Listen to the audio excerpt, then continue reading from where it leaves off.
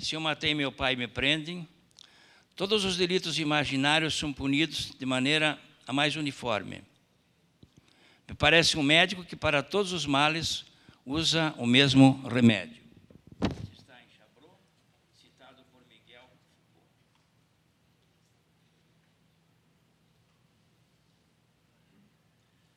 Todos os crimes previstos no projeto 236/2012 do Código Penal, artigo 121 a 541, são punidos com a prisão, exclusivamente cominada. Raramente a pena de multa é acumulada ou alternada com a privação da liberdade. Não há cominação autônoma de qualquer pena restritiva de direitos e nem da multa, e são muitas as infrações para as quais a multa seria necessária e suficiente. Por exemplo, artigo 258, jogo de azar e jogo do bicho, prisão de 1 a 2 anos.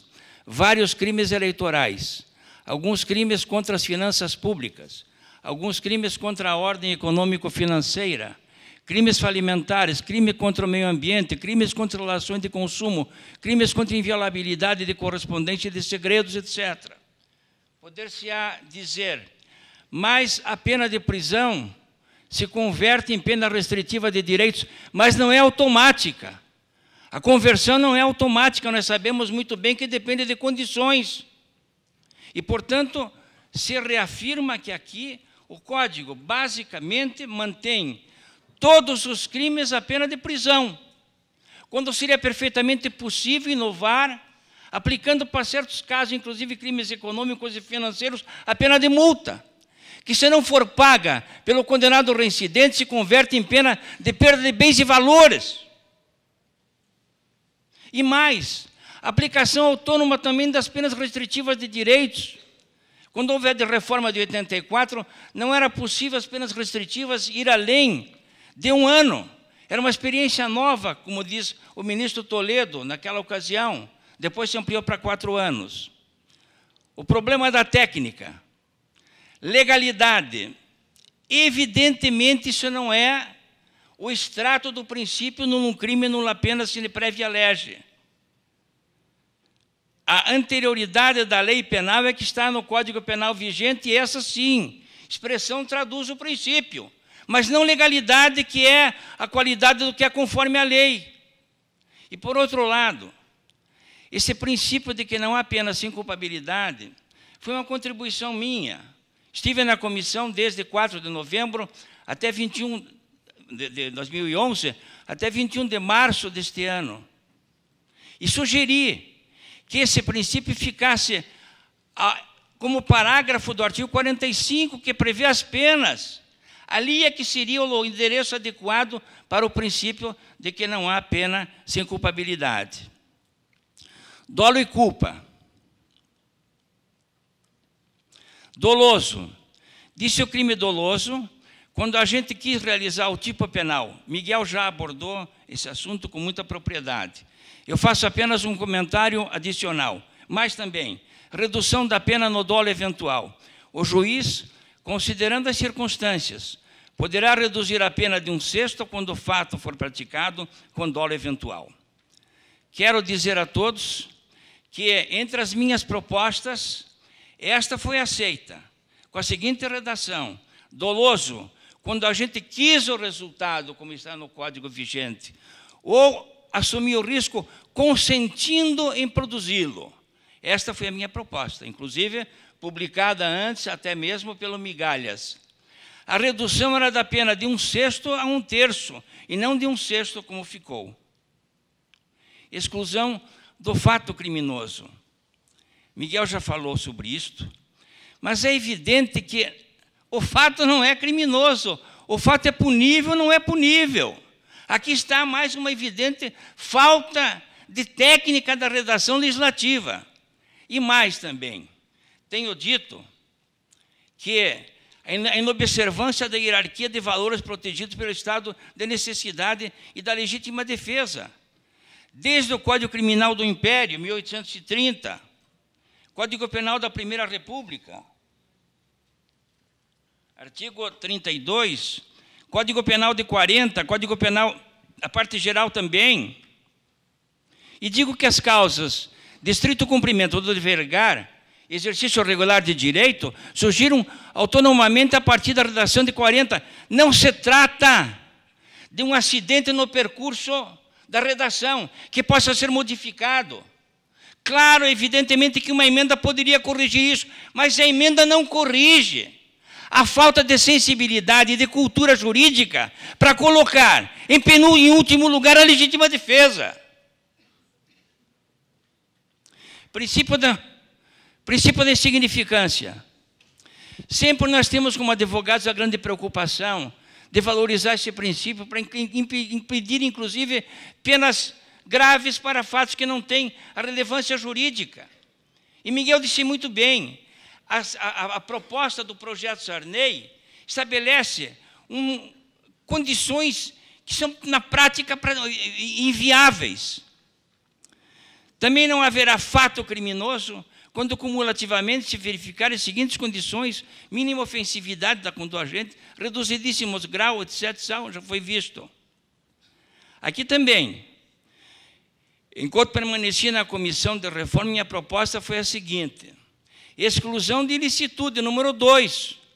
Não é fato não criminoso. Não há fato criminoso.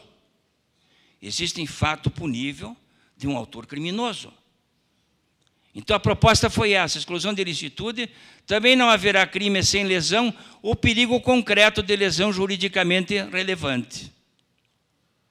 Menores de 18 anos.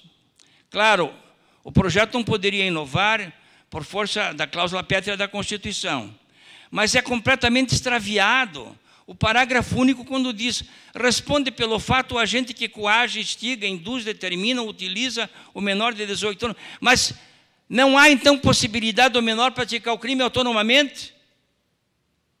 Sempre que há o menor punível, ele está junto com o autor punível? Essa matéria já está resolvida, inclusive, na utilização de um menor inimputável, prática de crime em matéria de autoria imediata, e já está prevista no artigo 38, parágrafo 4º, número 4º, com a seguinte redação: concurso de pessoas, quem de qualquer modo concorre para o crime, sendo as penas determinadas na medida de sua culpabilidade. Concorrem para o crime. Aqui diz: concorrem para o crime os autores e coautores. O autor concorre para ele mesmo. Perceberam? Concorre para o crime o autor. Quando o artigo 29 diz: concorrem para o crime quem de qualquer modo. Mas aqui, por essa redação absolutamente infeliz, concorre para o crime o próprio autor. Dominam a vontade de pessoa que age sem dolo, atipicamente, portanto, sem praticar crime, atipicamente, o não culpável, e a utilizam como instrumento para a execução do crime. Este era o lugar sistemático daquilo que se colocou num parágrafo único no dispositivo do artigo 34 das penas.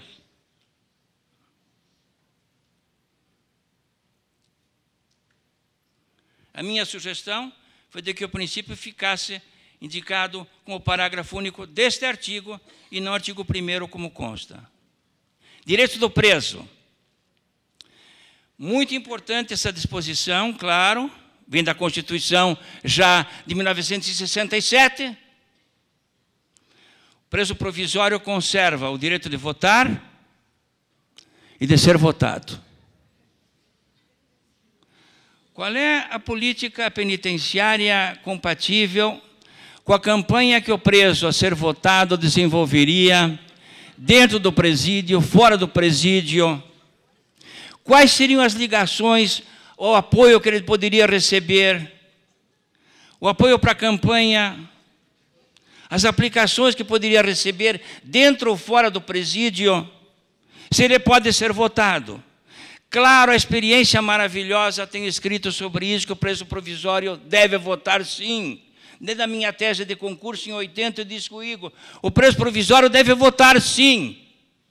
E, felizmente, o Brasil está adotando essa possibilidade já. No meu estado também, o preso provisório está votando, mas não pode ser votado.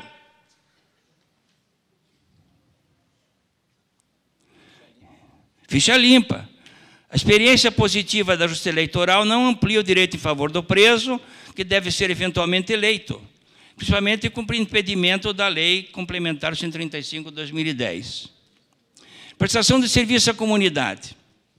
Está lá, então, mais uma deficiência de técnica de redação. O nome jurídico é prestação de serviço à comunidade. E o dispositivo diz: a prestação de serviço à comunidade ou entidades públicas, etc., não é viável que se mantenha aquela orientação de 98, quando se ampliou o Instituto do Trabalho Comunitário para entidades públicas. É da natureza dessa pena alternativa em favor da comunidade e não do Estado. Embora a rubrica não o diga, o dispositivo concede às entidades públicas o benefício da prestação de serviço comunitário e repete o grave erro da Lei 9.714/98. Multa. Aqui está, então, uma pérola do projeto Sarney. A multa será aplicada em todos os crimes que tenham produzido ou possam produzir prejuízos materiais à vítima, independentemente de que cada tipo penal a preveja autonomamente. Não há, no projeto Sarney, a combinação da multa a não ser excepcionalmente. Todos os crimes são punidos com prisão, prisão, prisão, prisão. Aliás, quero também trazer para meu crédito a contribuição já vinda de um anteprojeto do qual participou Miguel Reale Júnior, da unificação das penas privativas de liberdade. Isso não é de iniciativa do projeto. E, aliás, seria bom que, na exposição de motivos, o projeto lembrasse os trabalhos anteriores, para que não haja nenhuma presunção de que houve aproveitamento indevido e sem mencionar as fontes. A multa é uma instituição pública. A multa tem o seu produto revertido para o fundo penitenciário com amplas possibilidades de aplicação no interesse da política penitenciária. A multa não é instituída em favor da vítima, mesmo porque, e aqui falta, portanto, um exame conectado entre as comissões, o Código de Processo Penal já prevê que o juiz na condenação fixará valor mínimo de compensação para a vítima.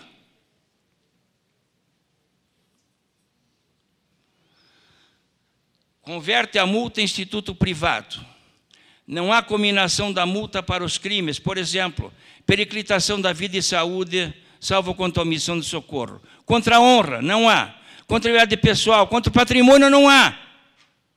Estelionato, apropriação indébita, não há pena de multa, que poderia ser convertida em pena de perda de bens se o condenado solvente não pagasse.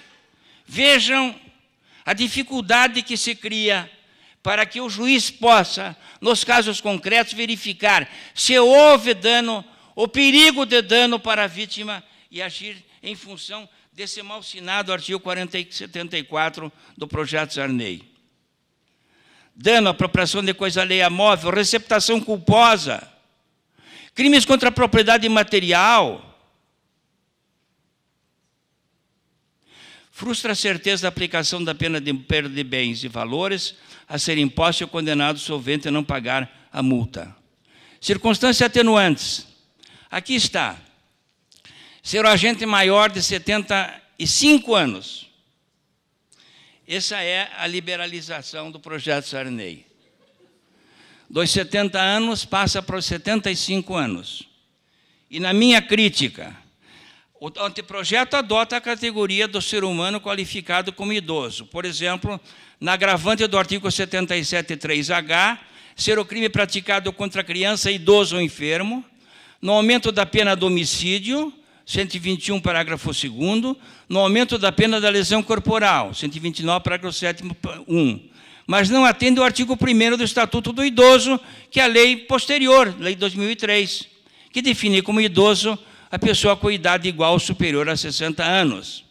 Então eu digo, a falta de simetria vício de técnica legislativa ocorre também ao prever a redução do prazo prescricional quando o criminoso era, na data da sentença, maior de 70 anos. Então, voltou agora a 70 anos. Então, o que equivale? 70 ou 75? Ou 60? Extinção da punibilidade. Está ali, então. Aqui, um dos males do projeto foi sancionar esse absurdo que se impediu a prescrição pela pena concretizada na sentença. Nós sabemos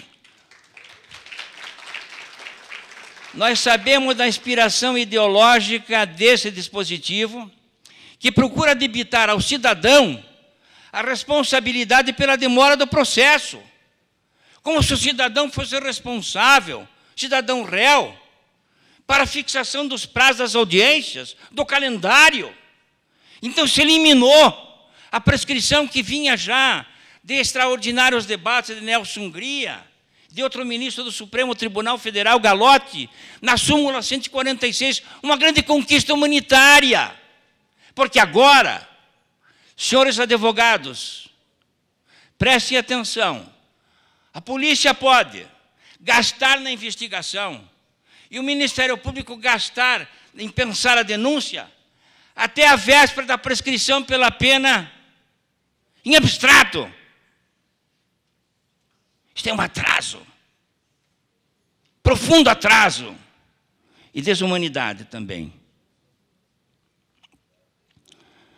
Aqui todos sabem desse episódio do 12.234, do deputado que inspirou essa lei. Vamos mais adiante. Parte especial. Claro, o anteprojeto anterior, de 99, coordenado pelo saudoso ministro Sernichiara, estabelecia, assim, essa hipótese de eutanásia. Não é novidade nenhuma, não, nesse projeto Sarney, não. Já estava, inclusive, proposto, claro, no projeto também de 84 e 99. Agora, vejam bem, dispensa o diagnóstico médico. Como é que o estado terminal tem que ser atestado por médicos segundo os projetos anteriores, que não foram mencionados na exposição de motivos? Se desconheceu completamente o que foi feito antes, como se o projeto Sarney tivesse nascido agora. Vejam bem, o juiz deixará de aplicar a pena, avaliando as circunstâncias do caso, bem como uma relação de parentesco, os estreitos laços de afeição do agente com a vítima. Vovó, você sabe que sou a única filha sua depois que papai e mamãe morreram. Aquela sua casa da praia, vovó, como é que está? Está bem? Vovó, toma esse remedinho, vovó. Quem vai garantir segurança jurídica num crime evolutivo como o nosso, que algum parente mercenário não possa, evidentemente, cometer esse crime? Se o autor do crime... Perdão judicial. Se o autor do crime é cônjuge, companheiro, ascendente, descendente, irmão ou pessoa. Nós temos um caso trágico nacionalmente da mulher que matou o marido, que vivia em cadeira de rodas, sem que se falasse no caso em eutanásia. Ela se antecipou ao projeto Sarney. Matar o próprio filho durante ou logo após o parto sob a influência perturbadora deste. Mas vejam só, por que mudar? Por que mudar naquilo que está consagrado já desde 1940 no Código Penal e que não modificou até agora? O estado puerperal é evidente, é um conceito científico. É perturbação psíquica que pode acometer e impedir a consciência de licitude. Mas não a emoção perturbadora da alegria ou da desgraça. A perturbação diante da desgraça, de não ter condição de manter a criança, ao invés de abandonar, como tem sido até então feito, passa agora a chamar uma nova modalidade, exploração é perturbadora.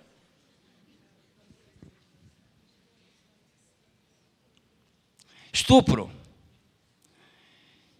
Uma tipologia que eu considero altamente libidinosa. Meus amigos, o juiz poderia perguntar para a ré se ela sabia o que era conjunção carnal, mas ele poderia explicar para ela, com facilidade, o que era conjunção carnal. Esse argumento não vale. Agora, por que, digamos, essa preocupação? E mais ainda,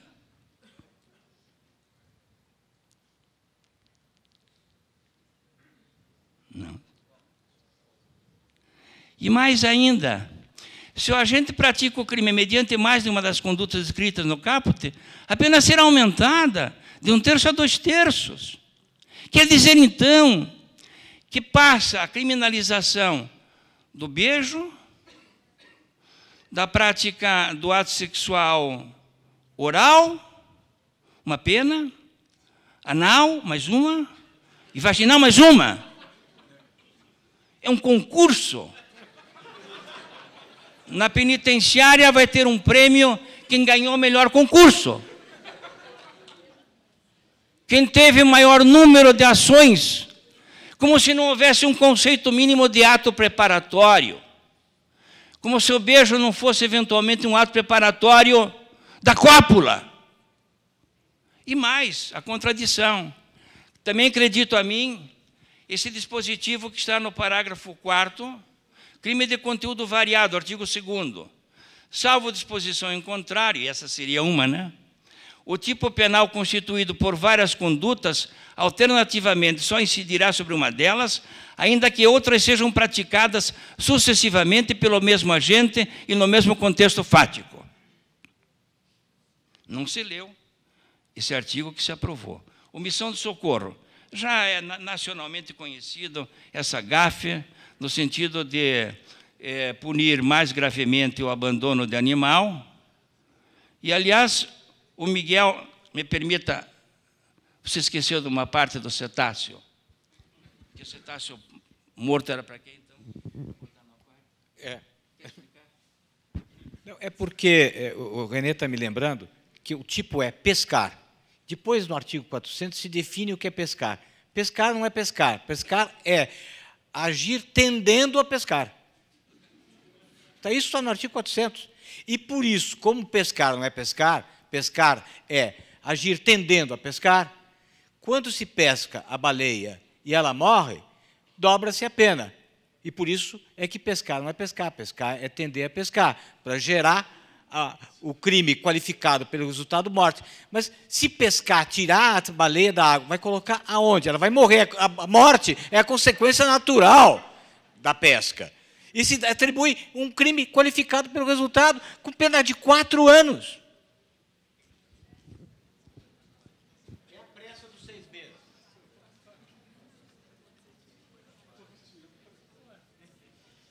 Está a pena, inclusive, aqui, deixar de existência quando possível fazê-lo a criança abandonada, etc. Pena, prisão de 6 meses ou multa.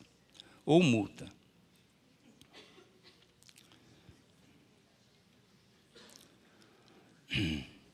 Transportar animal em veículo ou condições inadequadas, etc. e tal, ou sem a documentação estabelecida por lei. Prisão de 1 a 4 anos. 1 a 4 anos para quem transportar animal em condições inadequadas ou sem a documentação.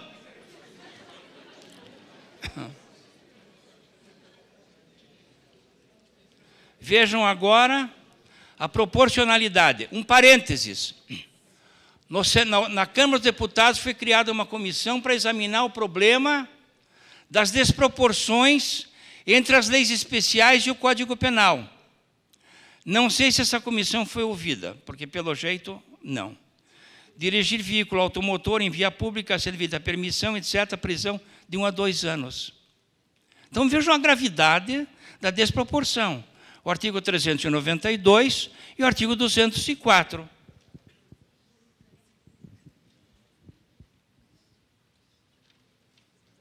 Calúnia. Também prisão de 1 a 3 anos.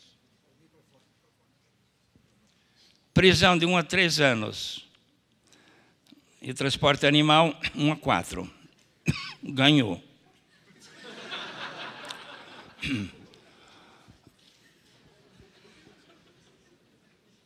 Terrorismo. Não constitui crime de terrorismo a conduta individual, coletiva de pessoas, movidas por propósitos sociais ou reivindicatórios, desde que objetivos e meios sejam compatíveis e adequados à sua finalidade. Vejam, então, o terrorismo, causar terror na população, condutas como, por exemplo, sequestros, explosivo, gases tóxicos, etc. Agora, se houver objetivo social, vamos admitir, e por que não dizer aqui abertamente, o MST tem propósito altamente social, sem dúvida nenhuma. Fica isento de pena. Nada contra o MST como instituição, mas sim quando comete crime. Não constitui crime de terrorismo a conduta individual. Mas sempre o terrorismo tem na sua gênese a necessidade de mudar o sistema social vigente. O terrorismo por si mesmo é uma mudança. Mas é claro que é uma mudança violenta. É uma mudança que não se admite no Estado Democrático de Direito. Portanto, essa causa de exclusão é absolutamente inconstitucional. E pena que o senador Sarney não viu isso quando ele mesmo, ao encaminhar o projeto, fez as ressalvas de próprio punho. Ressalvo, inclusive, por questão de convicção religiosa, etc., etc., etc., os casos de droga, etc. e tal.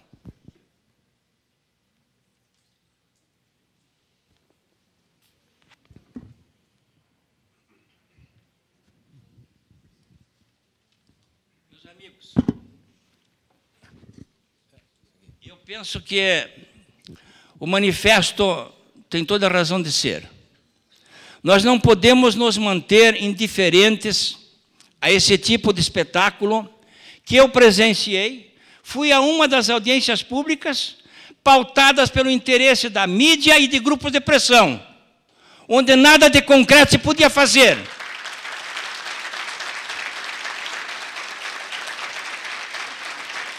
E para gerar, inclusive, aquele entusiasmo juvenil, saiu na Globo.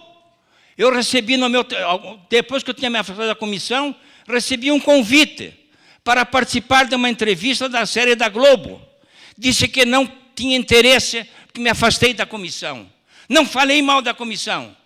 Como não falei mal da comissão também no pedido de afastamento. Mas eu não posso silenciar agora, diante do que estou vendo, esse absurdo de um anteprojeto se transformar, pelo poder de José Sarney, a um projeto de lei para milhões de brasileiros e de estrangeiros aqui residentes. Somos eunucos mentais, eunucos morais, testemunhas indiferentes, apenas porque a Copa do Mundo, a Olimpíada, o mensalão está impedindo que a consciência jurídica rejeite esse tipo anencéfalo de projeto. Penso que eu já falei demais. Obrigado.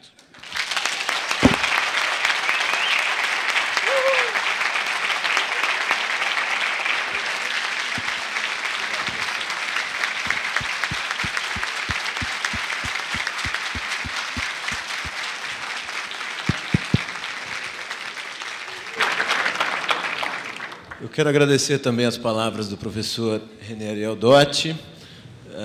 A partir de agora, o microfone será aberto às indagações, enfim, à participação do público. 2 minutos e meio, lembra? O nosso ilustre Dr. Luiz Carlos pede 2 minutos e meio de réplica. Eu vou conceder a ele os 2 minutos e meio, até porque a gente, por favor, silêncio e atenção. Até porque, como todos sabemos, a gente está aqui para criticar, e a gente sempre esteve aqui para criticar a lei, e que bom que estamos aqui enquanto o projeto ainda não virou lei, não sabemos se vai virar ou não, mas a verdade é que é muito difícil fazer lei, e eu acho que nisso, apesar das divergências, todos os 3 participantes aqui da nossa audiência pública concordam pelas experiências que todos eles têm de participar dessas comissões. É muito difícil fazer lei, tendo em vista que cada vírgula, cada ordem de palavras sempre pode gerar uma série de implicações, na vida, na realidade concreta que todos vivemos, que é muito mais dinâmica e complexa do que aquilo que a abstração de um texto legal pode permitir que se diga ali. Eu devolvo a palavra ao Dr. Luiz Carlos e eu peço, por favor, que as pessoas interessadas em participar, fazer suas indagações, se manifestem. Temos assistentes aqui que facultarão o microfone a todos. Temos, inclusive, eminentes professores de direito penal aqui presentes na audiência que podem contribuir também com o debate. Doutor Luiz Carlos, por favor, tenha a palavra. É só para agradecer, né, a franqueza, a gentileza com que o professor Miguel Reale e o professor René Dotti analisaram o projeto. Eu acho isso preciosíssimo. Eu tenho certeza que o IBCCRIM vai ceder depois a gravação desse evento tão importante, para que, dentro do prazo regimental do Senado, sugestões e correções possam ser feitas, inclusive por mim. Então, eu só tenho a agradecer, vim aqui preparado para ouvir todas as críticas, concordo com algumas delas, né, eu não escrevi os 541 artigos, eu procurei respeitar decisões, muitas vezes, do colegiado, eu não concordo com tantas outras, e se eu fosse explicar cada uma das razões, inclusive dogmáticas, professor Miguel Reale, pelas quais, no meu modo de ver, as observações do senhor não são as mais procedentes, nós ficaríamos muito tempo, não é o objeto converter esse momento tão importante numa discussão dogmática. Mas eu queria dizer que apreciei muito, agradeço muito, em muitos assuntos que foram falados aqui, eu assumo de público compromisso. Eu não tenho nenhuma intenção de proteger cetáceo, proteger baleia de uma maneira despropositada, ou essa questão da omissão. Gente, eu não me louvo nos erros, de maneira nenhuma. Eu lamentei muito, devo dizer aos senhores, eu lamentei muito quando o nosso querido professor René Ariel Dotti, depois de ter participado, acredito que de umas 6 ou 8 reuniões, né, professor? Então, o professor Dotti participou de umas 6 outras reuniões, mas não quis continuar. Eu tive, isso eu não posso falar de experiência própria, mas eu posso falar que o grupo de trabalho no qual o professor Dotti integrou disse que procurou adotar a maior parte das sugestões do professor Dotti. Então, eu lamento muito que Vossa Excelência não tenha dado essa colaboração em continuidade, porque o convite era por 6 meses, professor Dotti, todos sabíamos disso. E eu só queria falar mais uma coisinha disso tudo, e me parece aqui que é uma questão de esclarecimento público.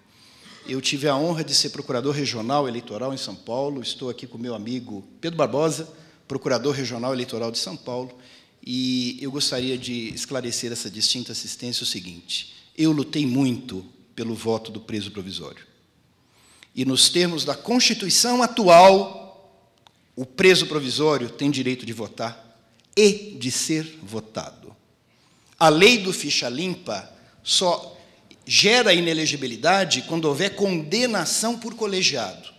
Então, na realidade das eleições, o preso tem direito de ser votado. Essa é a realidade, isso é um direito fundamental, está na Constituição brasileira, está na lei, e eu me considero um campeão na luta para que esse direito do preso permaneça, tanto de votar quanto de ser votado. E eu não concordaria com nenhuma modificação que seria necessária para cassar o direito do preso votar e ser votado. Basta consultar a Lei Complementar 6490. Eram só esses os pequenos comentários que quis fazer, agradecendo a paciência e a gentileza de todos os senhores.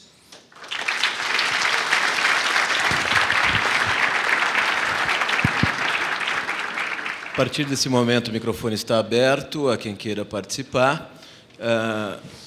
Eu solicito novamente um esforço no sentido de todos mantermos algum silêncio e alguma contenção em respeito a todos os 3 integrantes aqui da mesa dessa audiência.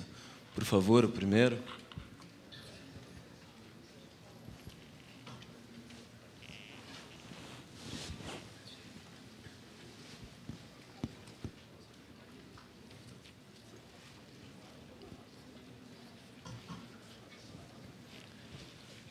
Vejo que existe uma pessoa aqui levantando o braço. Quem pode trazer-lhe o microfone, por favor?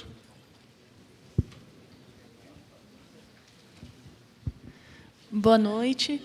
Eu queria saber do professor Miguel Reale qual é o dispositivo da lei complementar que impede o preso provisório de ser votado.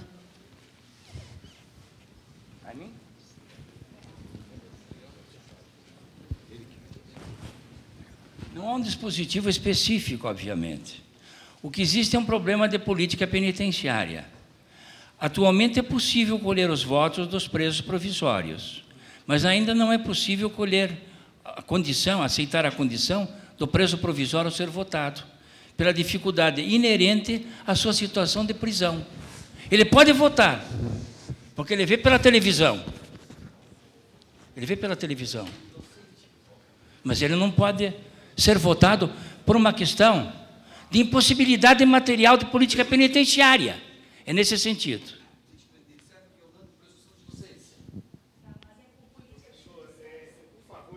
Aceito o meu testemunho. Eu sou procurador regional e fui procurador regional eleitoral de São Paulo durante 4 anos.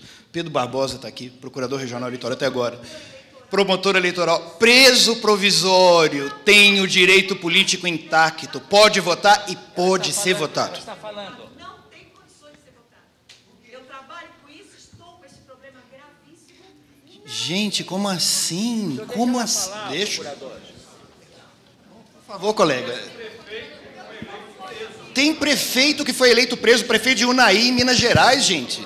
Senhores, isso é uma questão por favor, de esclarecimento público. Desculpa, eu peço desculpas pela interrupção. Quem queira se manifestar, como já dito, o microfone está aberto, mas vamos procurar manter... Por favor, vamos procurar manter alguma ordem, até pelo fato de o evento estar sendo gravado e, como inclusive solicitado pelo Dr. Luiz Carlos, será disponibilizado a todos que desejem eventualmente assisti-lo. Por favor, acho que ainda temos tempo suficiente para discutir tudo o que convém a ser discutido. Eu gostaria de solicitar que o microfone fosse entregue à promotora de justiça que se manifestou ali, e depois ao Dr. Luiz Flávio Gomes, que está ali no outro lado do auditório, e depois a gente poderá devolver a palavra aos membros aqui da audiência. O que eu gostaria de esclarecer ao senhor é o seguinte: eu sou promotora eleitoral, sou promotora de justiça há 23 anos, trabalho no Tribunal do Júri e trabalho com crimes de grande envergadura. A princípio, o que seria de grande envergadura são os crimes de menor, não são os crimes de menor potencial ofensivo. Eu concordo com o professor René, eu não estou dizendo que no futuro não se possa viabilizar. Hoje, eu estou com problema com os presos que nós temos em Itajaí, no estado de Santa Catarina, não tem condições de eles serem votados, porque o sistema penitenciário assim estabeleceu.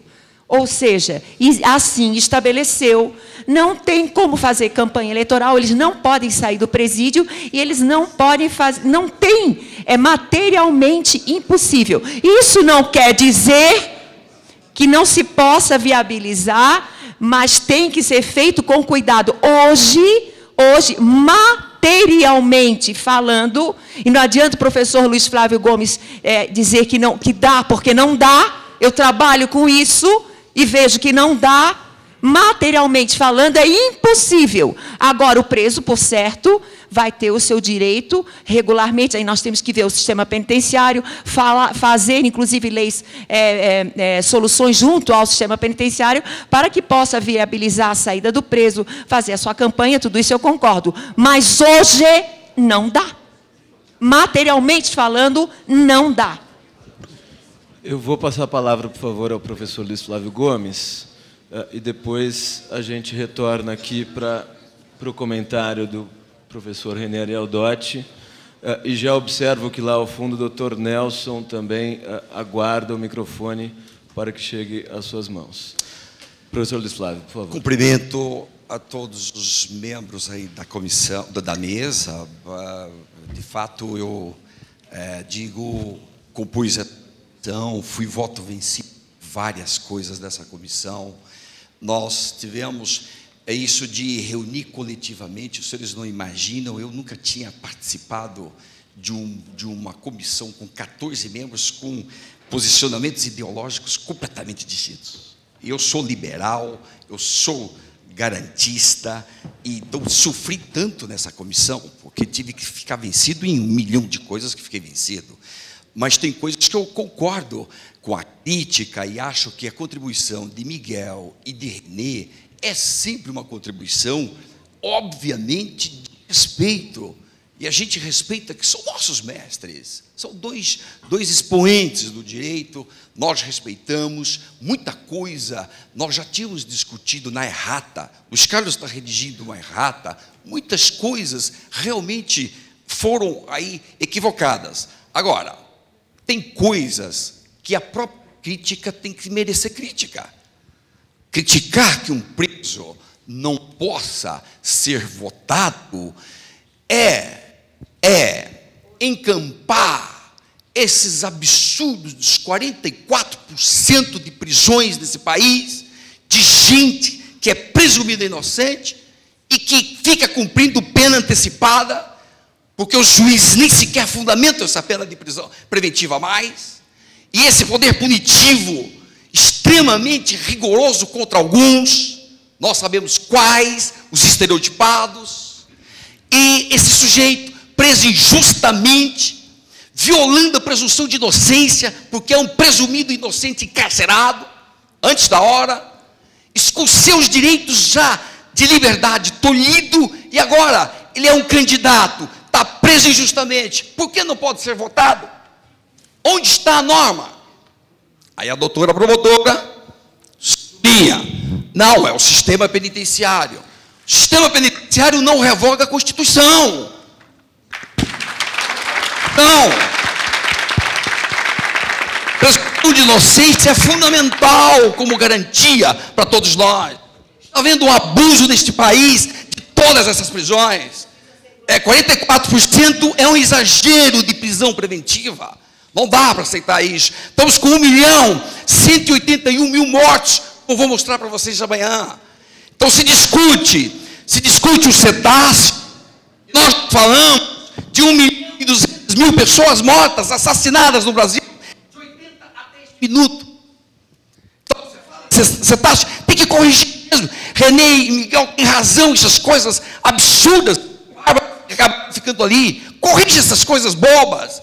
Porém, não perca o foco essencial, como amanhã eu quero falar. Quero falar de 1.200.000 pessoas mortas que não são ouvidas, porque são pobres, miseráveis, que são massacrados, e isto tudo dentro de uma política criminal, seletiva, discriminatória, e dentro de uma política de segurança pública, que atende a uma ordem social injusta.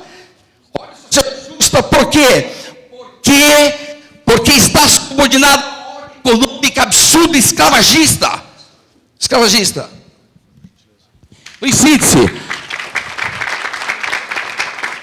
amanhã eu terei a oportunidade de te falar amanhã. Então, só para dizer que nós respeitamos o Miguel, o René, são nossos mestres, pessoas que eu estudei pelo livro deles e que eu adoto muita coisa. Também discordo de muita coisa técnica. Amanhã, se me sobrar tempo, vou falar um pouco de imputação objetiva de Roxin. Eu vou falar por que Roxin tem que estar no código. Eu vou falar por que o plano causal e normativo, hoje, depois de Schunemann, depois do Roxin, por que não há mais que se distinguir isso como se fosse vinho e água?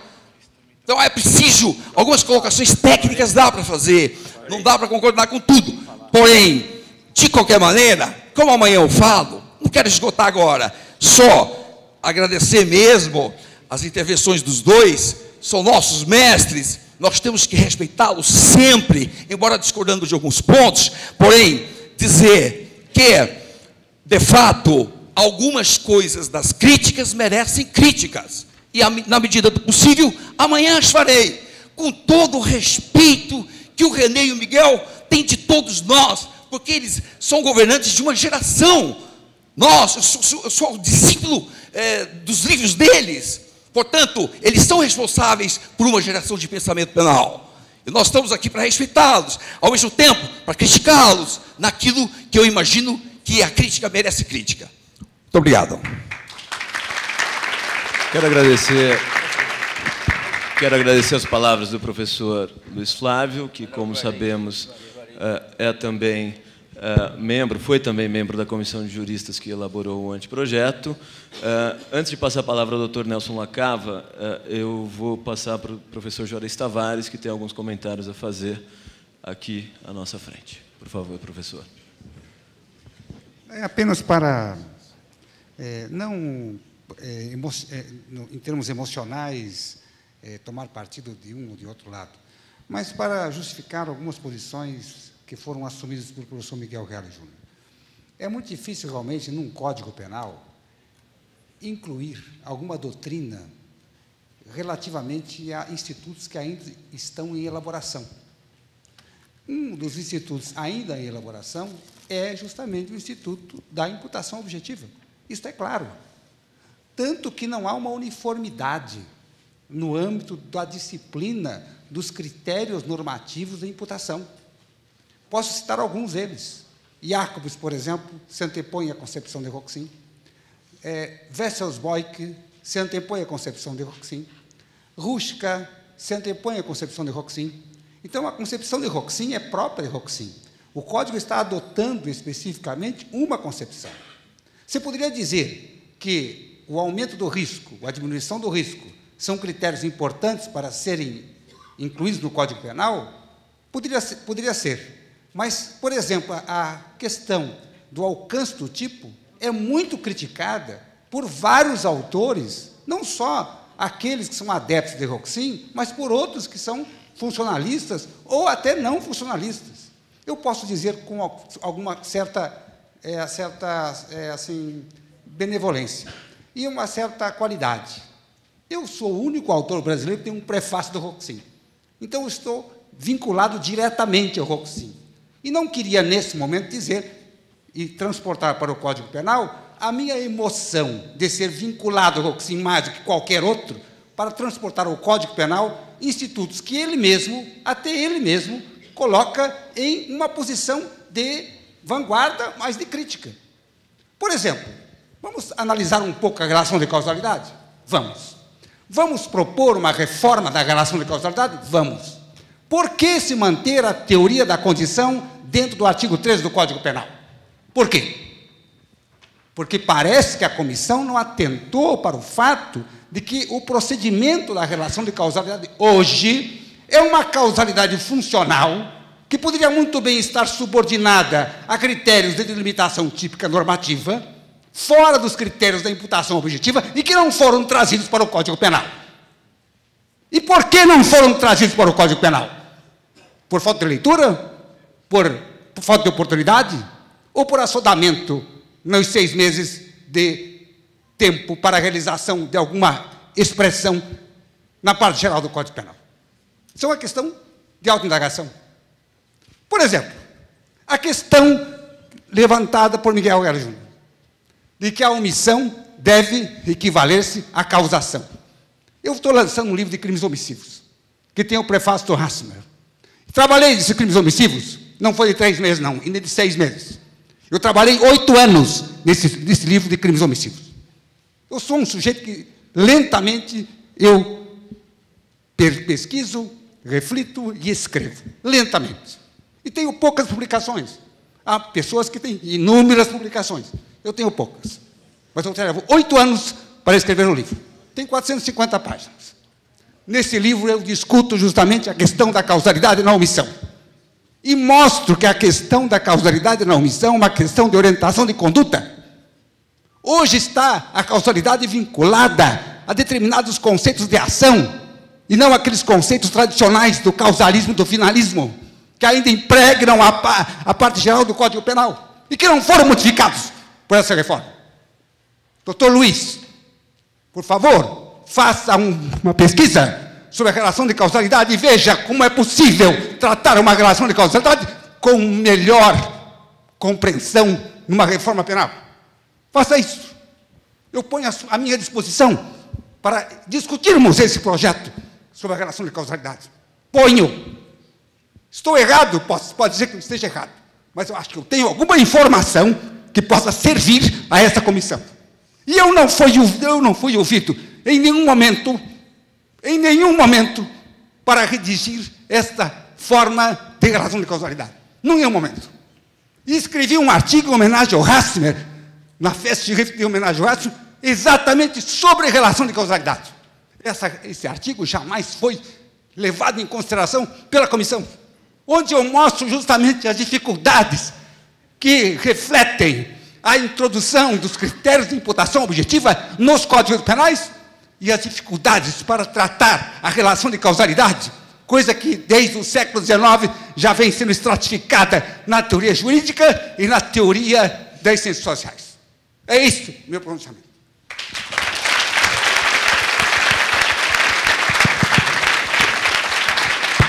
Eu vou pedir... Só uma partezinha. Eu só queria agradecer a observação do nosso querido eminente professor Juarez Tavares e aceitar a sugestão, né, dele de contribuir, não mais para a comissão já se extinguiu, mas a colaboração com o projeto do Senado será muito bem-vinda. Eu agradeço, professor. Eu não fui ouvido em nenhum momento, porque, na verdade, eu sou um excluído social, que acho que o meu germanismo comporta uma exclusão social. É exatamente. Professor, mas não fique tão carente, eu vou pedir ao Senado que eu ouça o senhor. Não preciso estar carente também. Eu vou pedir licença aos três professores aqui presentes para que a gente ouça as palavras do Dr. Nelson ali ao fundo e depois de mais um participante que há tempo já manifestaram o seu interesse em fazer algo de indagação. Dr. Nelson. Professores, eu conheço o código, o projeto, assim, eu tive um conhecimento paralelo do projeto porque eu sou muito amigo do Marcelo Leal, que participou da comissão. E ele falou, Carlos, dá uma olhada aqui na parte de dogmática. Essa crítica do professor Juarez Tavares, eu concordo. O projeto, me desculpe, é totalmente assistemático com relação a uma ideologia.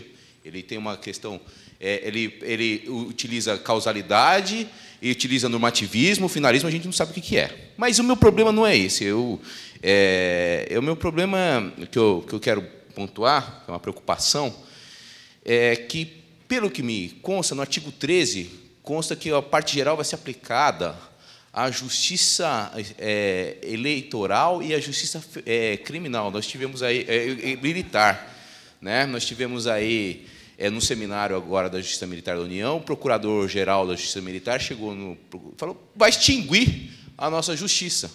E é uma preocupação, né? Inclusive com relação, e também aos crimes de guerra, estão na parte geral do Código Penal. E essa matéria é uma matéria muito específica. É muito específica e é um subsistema muito preocupante, porque no momento em que nós começamos a esvaziar a justiça militar, que já é esvaziada, né, nós colocamos um sistema que precisa de celeridade em xeque para julgamento, né? Então, eu queria saber, e aí fazer um protesto aqui, para não essa disposição que diz que a parte geral aplica-se aos crimes militares, à lei eleitoral, que ela não passasse. É um sistema diferente, ele tem princípios diferentes, ele tem, inclusive, para a soberania da pátria. A gente trabalha com coisa diferente. E aí eu percebi assim muito assodamento com relação a isso, inclusive a questão dos crimes de guerra também. Eu acho que o Código Penal, o professor Manuel da Costa Andrade diz que ele é o reflexo da cultura de um povo, a parte especial, principalmente, né? E na parte geral, ele é a filosofia, ele trata com normas de fundo filosófico. E eu achei que em 6 meses isso foi discutir esse projeto e lançar para a população, lançar para o Senado é muito pouco tempo, tá? É preocupante. Veja, é a opinião de um jovem professor que trabalha num ramo especializado lá da justiça, que eu me preocupo. O momento em que a gente acabar com a justiça militar e os nossos soldados começarem a cometer crime de deserção à torta e à direita, nossa soberania fica assim meio que... porque eles não vão ser... Vai tudo prescrever, né? Nós podemos ficar com as nossas fronteiras aí com problema ainda. Né? Obrigado.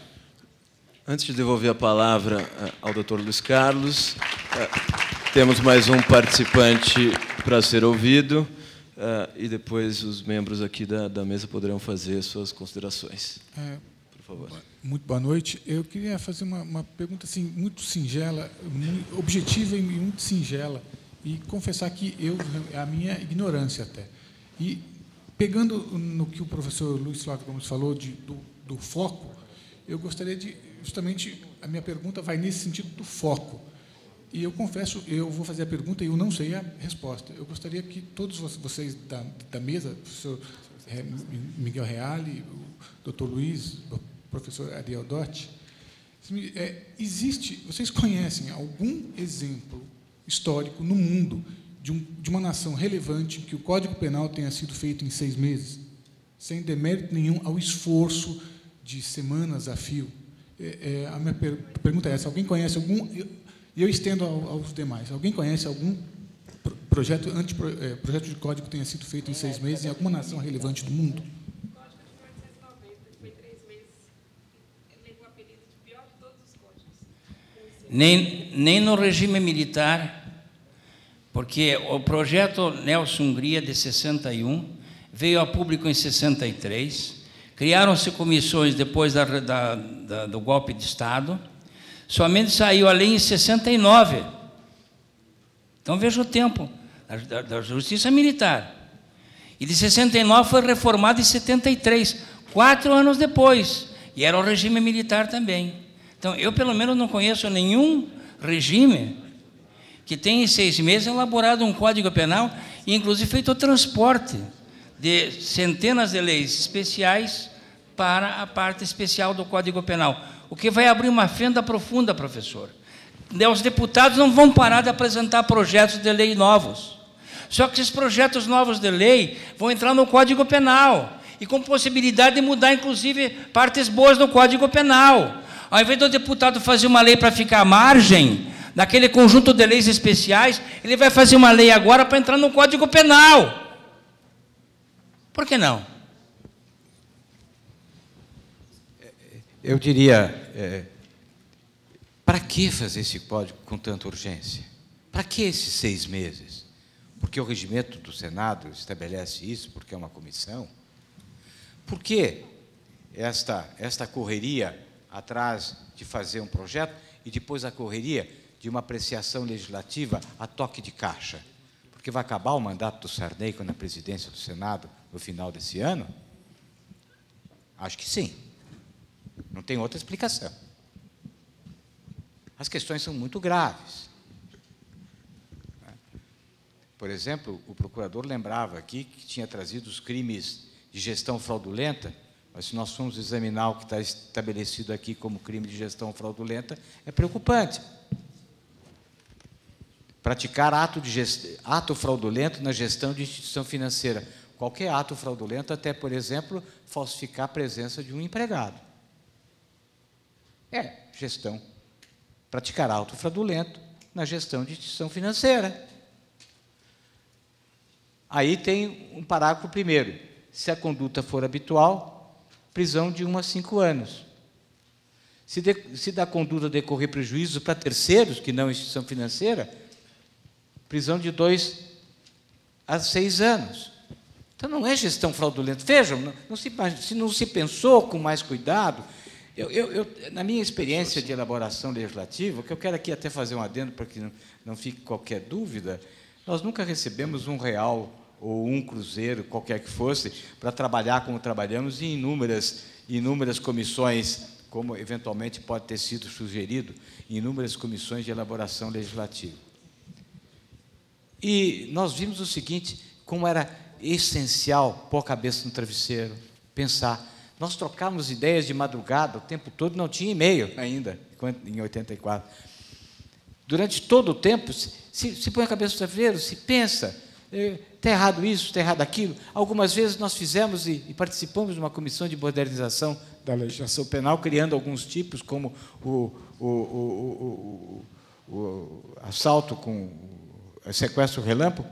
Erramos em algumas coisas, porque talvez não tenhamos maturado suficientemente. Então, para que pegar todo o código, toda a legislação penal extravagante, trazer para dentro do código, e não fazer disso um processo de maturação, de pensar, de meditar? É algo que vai reger a vida de todos nós, vai reger a nossa vida no nosso cotidiano. Por que fazer isso urgentemente? Nós sabemos há quantos anos há comissões de parte especial.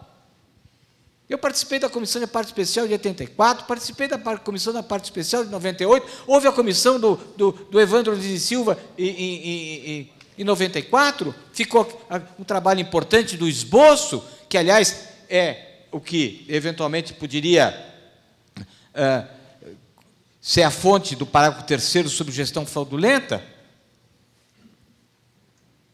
Ou seja, para que essa pressa? Nós estamos vendo que tem tantas imprecisões, tantos erros, seja na parte dogmática, seja na parte da criação de tipos penais. Então, para que isso? Eu me pergunto, para que a nação está tão urgentemente precisando de ter uma má legislação penal? Não. Doutor Luiz Carlos. Eu queria, como sempre, agradecer as diversas manifestações.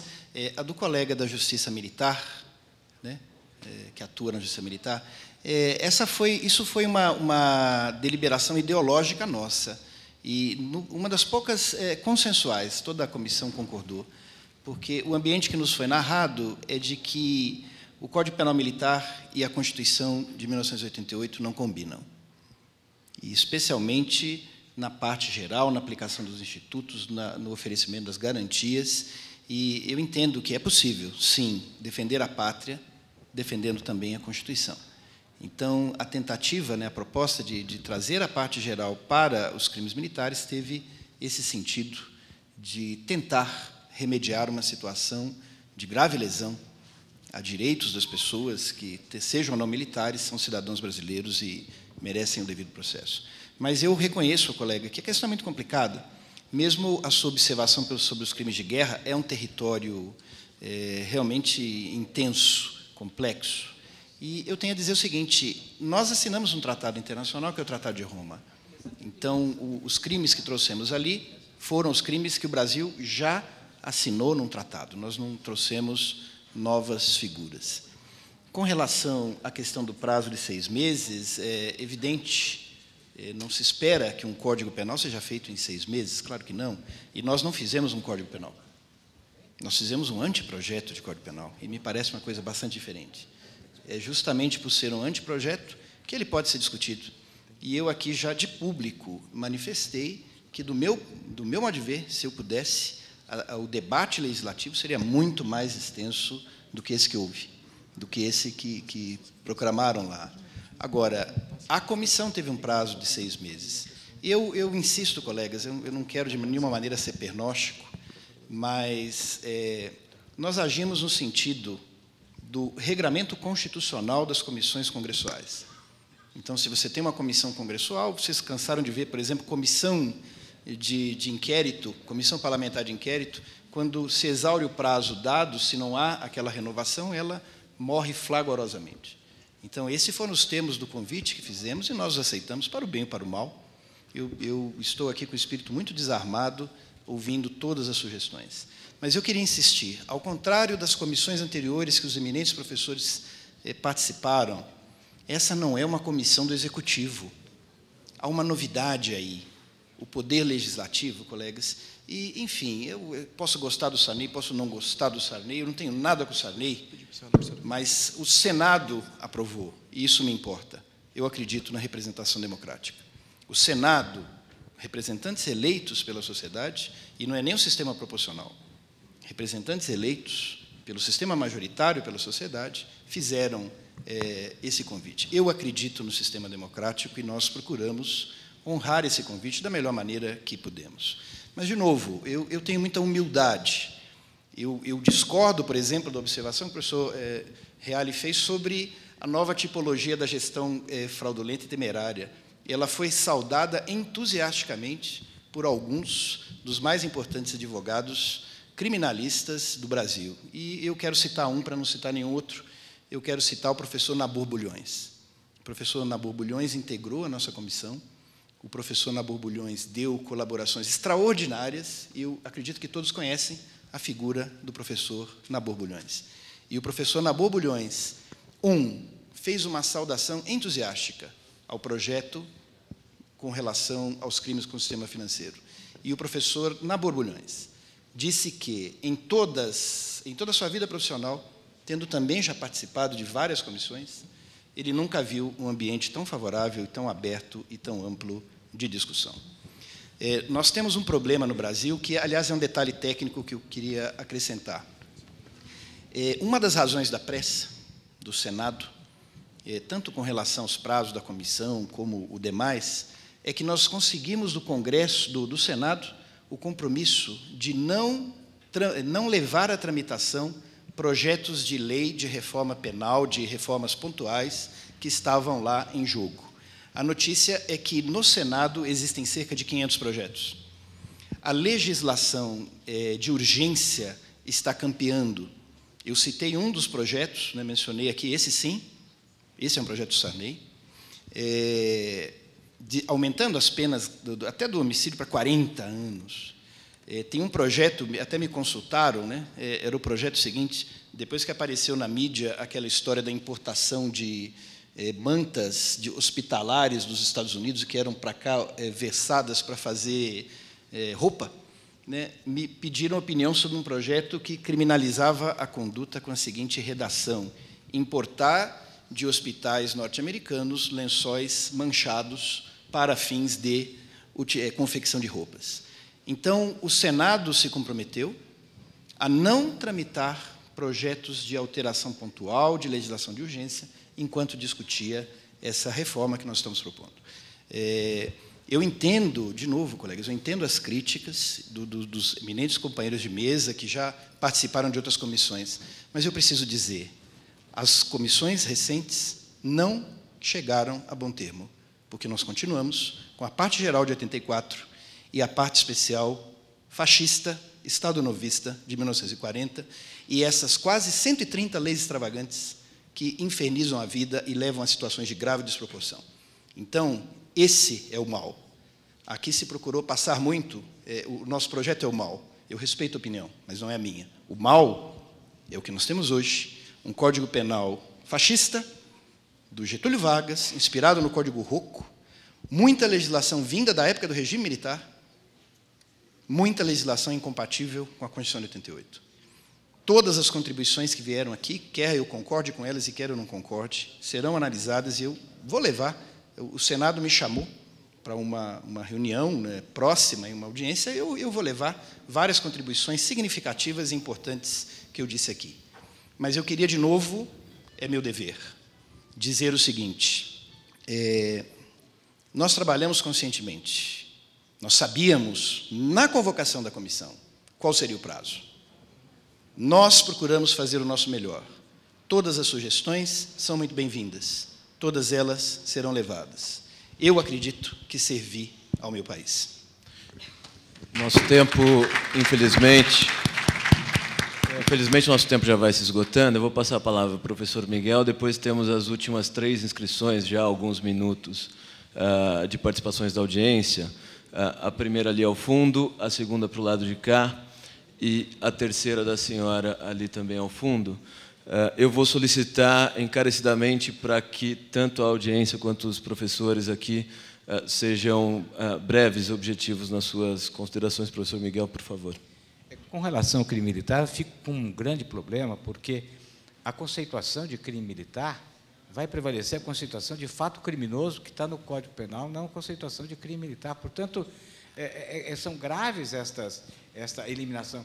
Disse o relator que lhe chegaram notícias de que havia consequências graves de se aplicar o Código Militar, a parte geral do Código Militar, e que isso seria inconstitucional. Precisa examinar quais são as violências ou as incompatibilidades com a Constituição que estão na parte geral do Código Penal Militar. Não é?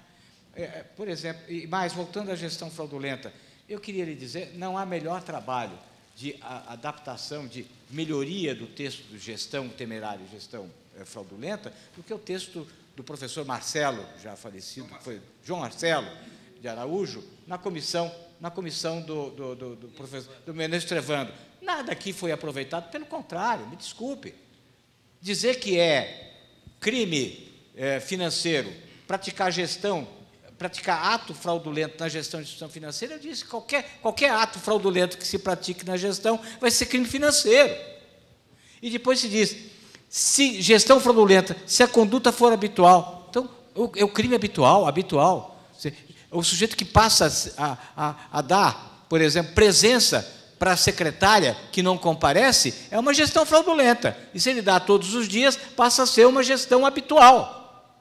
Ou seja, para criar tipo penal, você precisa mergulhar na realidade e descobrir quais são os elementos invariáveis e pensar muito bem qual é a conduta que está ferindo o bem jurídico.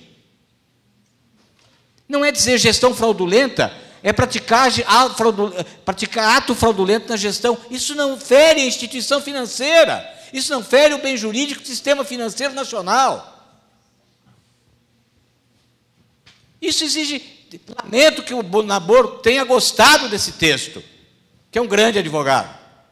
Por que não foram no texto do professor Marcelo?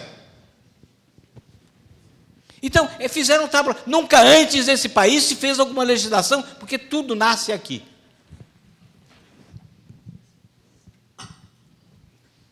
Tábula rasa, tudo que foi realizado.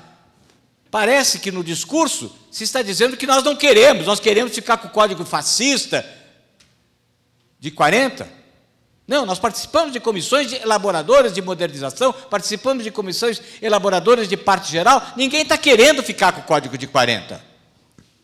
Pela sua defasagem, por vários problemas de valorização que nos parece inapropriada de bens jurídicos. Mas o que nós não queremos é que se faça do Goela abaixo por um problema formal de ser uma comissão pelo Senado, e porque é uma comissão pelo Senado, obrigatoriamente tem que se... E qual é a diferença entre a comissão ser do Senado e a comissão ser do Executivo? Nenhuma diferença, desde que seja tudo realizado e a cumprimento o relator pela sua dedicação e pela sua humildade e pela sua aceitação de críticas. Mas, independentemente disso, pouco importa que a comissão seja do Senado, a comissão seja do Executivo. O que importa é se dar o tempo necessário de meditação, de reflexão, para a criação de normas dessa importância, desse relevo. Agora vamos ficar no formalismo, como é do Senado, e o Senado tem lá o regimento de 6 meses, nós temos que fazer em 6 meses. Quando isso tem flexibilidade regimental, porque é obrigatório fazer em 6 meses um código. Os códigos, às vezes, demoram dezenas de anos na sua tramitação, o Código de Processo Penal, o Código de Processo Civil, o Código Civil demorou anos e anos de tramitação. Agora, porque a comissão do Senado, aí sim se explica os 6 meses. E isso é uma regra pétrea. A comissão do Senado tem 6 meses e não se muda isso. Se muda, sim, quando se tem consciência de que o tempo é insuficiente para meditação, como é o caso da gestão fraudulenta. Como tantos outros, você podia fazer um passeio imenso aqui nessa parte especial. A reforma da parte geral do Código Alemão demorou de 1962 a 1975. Isto. Onde havia 40 professores na comissão, dos quais o Código Penal português teve o projeto Eduardo Corrêa em 63, se converteu no Código Penal de 82 e houve a modificação agora em 1995. Parece que, infelizmente, as comissões anteriores não lograram êxito, não chegaram ao resultado de alterar a legislação brasileira. E por isso vai se alterar agora a troca. Os eminentes professores lá integrantes. A toque de caixa. Eu fiquei com a sensação, acho que foi equivocada, de que só as comissões antigas eram boas. Não. Eu tenho as comissões que respeitam o tempo. Eu tenho a impressão que também é possível fazer comissões novas, com gente nova, ideias novas, ideias diferentes. E o O cliente máximo do sistema penal brasileiro é esse que padece com a legislação fascista que nós temos hoje. Esse, dificilmente... Olha, desculpe. Dificilmente a parte geral, que tem toda a parte sobre penas, que foi feita por nós, foi um avanço democrático significativo na história brasileira. Portanto, não venha com a acusação de fascismo, que é inadmissível. Nós temos um compromisso, nós somos advogados de presos políticos e tivemos uma participação democrática na elaboração dessa lei. Eu acho que foi muito Não venha com fascismo, não venha querer fazer jogo aqui para essa plateia. Não estou querendo. A sua humildade está se transformando numa agressão inadmissível às nossas convicções democráticas. Eu peço desculpa se não fui claro o suficiente. Não, não foi. Eu achei que tinha falado com muita clareza que a parte especial foi feita e a parte que se mantém foi feita no regime do Estado Novo. É evidente que em 1984, embora não fosse ainda um regime democrático, professor, é evidente que em 84 eu não faço nenhuma observação desse sentido, ao contrário, eu sou um grande apreciador da parte geral do Código, tenho lá muitas divergências, vejo também muitos aspectos dignos de crítica, mas o que eu quero dizer é o seguinte, eu acho que no Brasil, vejam, eu concordo, podemos, se eu tivesse condições de decidir, eu sugeriria ao Senado que estendesse longamente esse trabalho de votação. Não tenho nada a esconder, eu não tenho, e o farei, professor, e o farei. E o farei, mas não nos termos do manifesto, respeitosamente, ele comete algumas impropriedades constitucionais severas. Mas eu tenho a simpatia pelo prosseguimento do debate, não fujo do debate, vim hoje aqui, nessa casa, justamente para isso. Não há na história da discussão parlamentar brasileira de projetos, nenhum deles que passou de anteprojeto para projeto, manuscrito pelo senador Sarney no que ele não concordava, no que é por convicção religiosa dele, que não concorda com o problema da liberação da matéria do plantio de droga. Está lá manuscrito, está lá no diário do Congresso Nacional para o procurador. Eu citei o Diário do Congresso Nacional, eu não posso ser contestado por isso. Eu citei o Diário do Senado. E, portanto, não há, na história de nosso país, em nenhum caso em que um anteprojeto passasse automaticamente a projeto, por interesse da comissão. E o poder de José Sarney. Porque, evidentemente, o que ele quer é isto. José Sarney governa esse país. O presidente Dilma precisa de Sarney, professor Flávio, para poder governar. Sarney é o homem do governo. Ele quer terminar a carreira dele, não como senador lá por Rondônia, mas como autor do Código Penal brasileiro. E é isto. Esse é nosso brado de luta e de resistência, procurador. E vamos brigar mais fora do Senado, porque no Senado não há segurança pelos prazos que foram dados. E pela leitura de mais de 543 artigos. Quem acredita, lendo o Diário Oficial do Senado, que foram lidos 543 artigos, nós temos que não somos cegos. É por isso que falamos. Professor René, professor Luiz Carlos. Eu respeito intensamente a observação, e só quero dizer o seguinte. Essa foi a primeira comissão que veio do Legislativo. As outras comissões vieram do Executivo. O trato jurídico disso é diferente. Toda comissão externa deve apresentar o seu projeto para o presidente da Casa, seja ele Sarney, seja ele Lula, seja ele qualquer um. Eu não tenho delegação para defender o Sarney, não vou fazer nenhuma peroração de tipo político. Isso realmente não acho que contribui.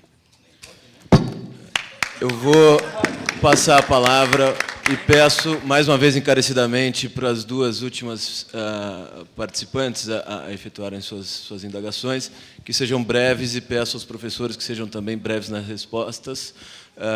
As duas falarão primeiro e depois as respostas e considerações finais de cada um dos professores. Por favor.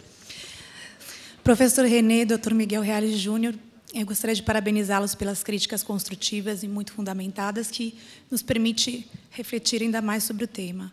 Em contrapartida, eu gostaria de ouvir soluções para este momento. Porque, por exemplo, adiar até quando?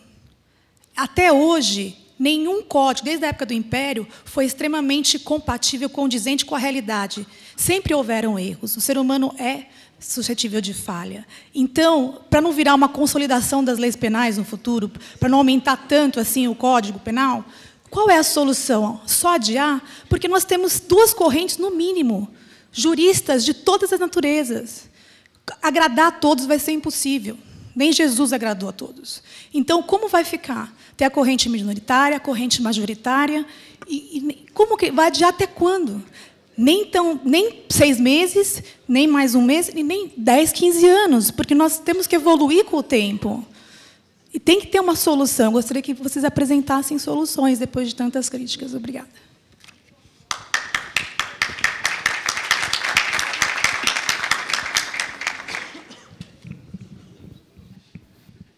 Não existem soluções que não sejam a imposição da meditação e da reflexão.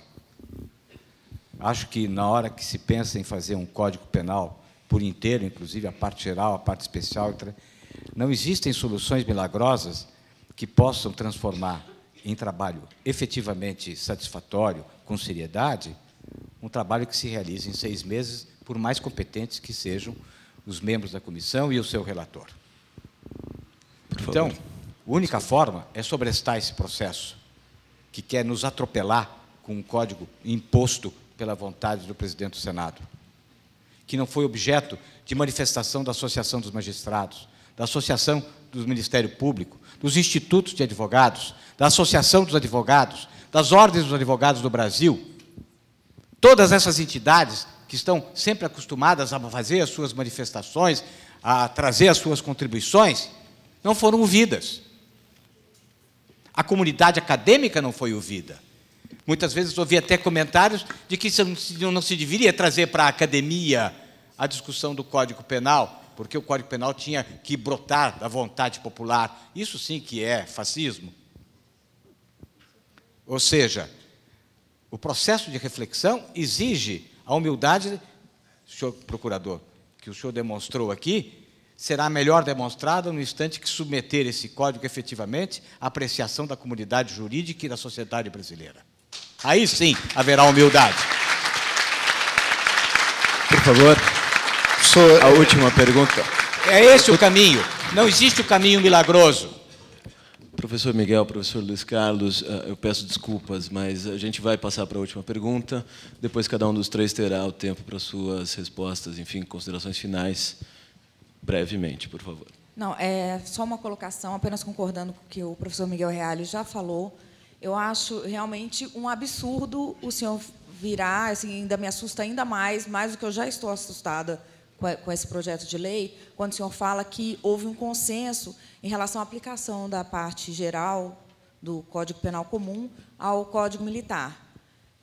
Aí, quando o senhor me fala assim, houve um consenso, e me parece que o Código Penal Militar não está de acordo com o que está previsto na Constituição de 88. Me parece, o senhor já leu a parte geral do Código Penal Militar para me dizer que ele tem partes inconstitucionais? Eu gostaria de saber, porque eu trabalho na Justiça Militar, eu sou assessora jurídica de um ministro da Justiça Militar, e as partes que não foram recepcionadas pela Constituição não são mais aplicadas, já há algum tempo na Justiça Militar. E tratar os crimes militares como se comum fossem, realmente me causa assim, um espanto enorme, porque despenalização da maconha, eu concordo no âmbito civil. Agora, a partir do momento que você considera insignificante um soldado e que tira um serviço armado, que acabou de fumar uma maconha, se você pega ele com meio cigarro de maconha, então meio já foi. E o que você faz com um soldado sob o efeito de um entorpecente? Eu só queria agradecer a sugestão da colega e dizer que nós não estamos, de maneira nenhuma, lidando com a parte especial do Código Penal Militar. E que nós fizemos uma audiência pública transmitida com ministros do Supremo Tribunal Militar, Superior Tribunal Militar. Esse pedido veio de lá. Nós fizemos esse estudo, chegamos à conclusão que seria vantajoso que a parte geral do Código Penal, até pela vocação da parte geral, que é de abarcar toda a legislação extravagante. Isso no Brasil não acontece porque houve a proliferação da legislação extravagante. Então, isso foi algo que a comissão refletiu, mas, é claro, estamos sempre abertos, né? Eu digo estamos sempre abertos, mas isso é uma impropriedade. A comissão se exauriu, a comissão concluiu o seu trabalho, para a qual recebeu essa combinação do Senado, entregou o trabalho. O assunto agora está com o Senado, né? Então, todas as sugestões aqui, eu vou até pedir depois ao Rogério a gentileza de passar, acho que sim, né? Passar essa cópia, faço questão de chegar ao Senado da República, e todas as colaborações foram sempre muito boas. Eu apreciei demasiadamente as sugestões, tanto do professor Miguel Reale, quanto a do professor Dotti. Eu sou uma pessoa de reflexão. Muitas das críticas que estão sendo feitas aqui, eu não tomo como feitas a mim, porque, como disse, não tínhamos espaço de decisão, não fui eu que convoquei os demais membros, não fui eu que fixei os prazos. Eu aceitei, talvez possa ser criticado por isso. Eu fiz essa aceitação, como o professor Dotti também fez. Aceitamos participar de uma comissão com esse desafio quase impossível de apresentar um estudo de toda a legislação penal brasileira num prazo muito exíguo. Compartilho da ideia de que quanto mais o Senado abrir e discutir, melhor.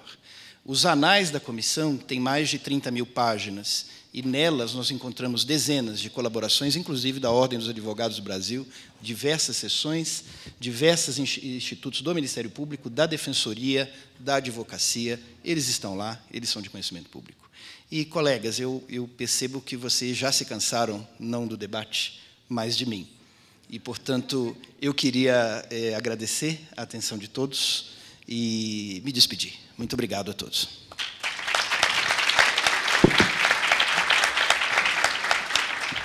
Passo a palavra ao professor René para as suas considerações finais. Professor Miguel. Eu queria só agradecer ao IBCCRIM, agradecer ao procurador de ter suportado as nossas críticas, tá? E dizer que, infelizmente, eu saio bastante desalentado, porque as críticas foram recebidas, mas, pelo jeito, o regimento do Senado não vai permitir que elas frutifiquem, porque há um regimento que tem hora e prazo para apreciação, e eu convido, portanto, o IBCCRIM e todas as instituições jurídicas desse país para nos unirmos, já que o Senado tem o seu regimento e os seus prazos, a sociedade não poderá admitir isso. E a sociedade, especialmente a comunidade jurídica, tem que se reunir. As associações de advogados, os institutos de advogados, a Associação do Ministério Público, a Associação da Magistratura, a academia, as faculdades de Direito, os centros acadêmicos de Direito, nós temos que nos unir para, de uma forma uníssona, dizer: não aceitamos que se passe por cima da nação para a vaidade do presidente do Senado.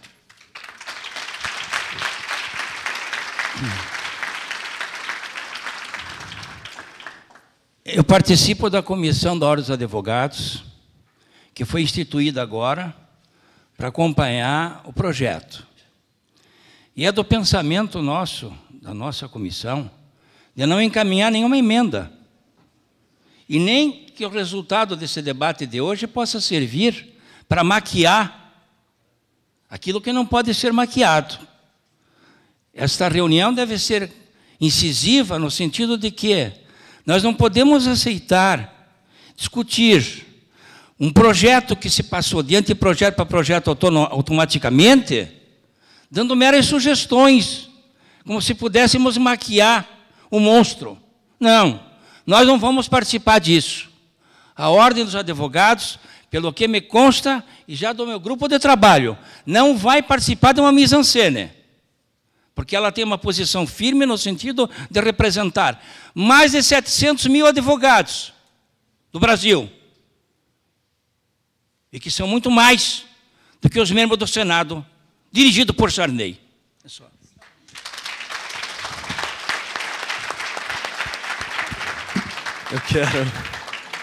Eu quero agradecer a presença de todos a essa altura, quase 10 horas da noite. Antes de encerrar, eu solicito, por favor, que quem esteja com o manifesto que passou para assinatura da audiência entregue na saída. Eu agradeço a presença de todos até essa hora. Convido-os amanhã à sequência dessa audiência pública às 19 horas. Em nome do BCCRIM, muito obrigado, professores Luiz Carlos, René Dotti e Miguel Reale Júnior.